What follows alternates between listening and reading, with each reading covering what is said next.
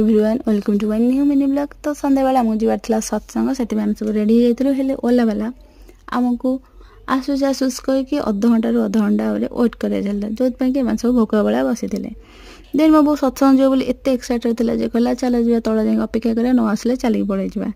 आम तो पलि आसलु हेले आम थी 5 जन 3 रु अधिक लोक से नबनी केमती जो मुझे भावुलु। हेले मो बोर कथा शुणिकी से 2 जन एक्सट्रा चार्ज न करके जनक एक्सट्रा चार्ज करके आमको नहीं जाइला। आम तो पलि जाइलु जो एड्रेस जाइलु से एड्रेसटा ही भूल था। बापा आउ से ओला वाला जाइए से किसी लोक पचारे आठी से प्रॉपर एड्रेस जानला देन आम रिटर्न कलु जोटा एक्चुअली सत्संग होता। फाइनली आम से एड्रेस पहुंची गलु आ सत्संग ऑलरेडी स्टार्ट ही जाइला। देन से सत्संग अटेंड कलापर आम आसलु घर को आमको गोटे गोटे पार्सल मिलता जो थी रुटी पूरी मिठा और तरकारी। आ मत एत जोर भोक लगुला ड्रेस चेंज न कर बस पड़ी खायापी।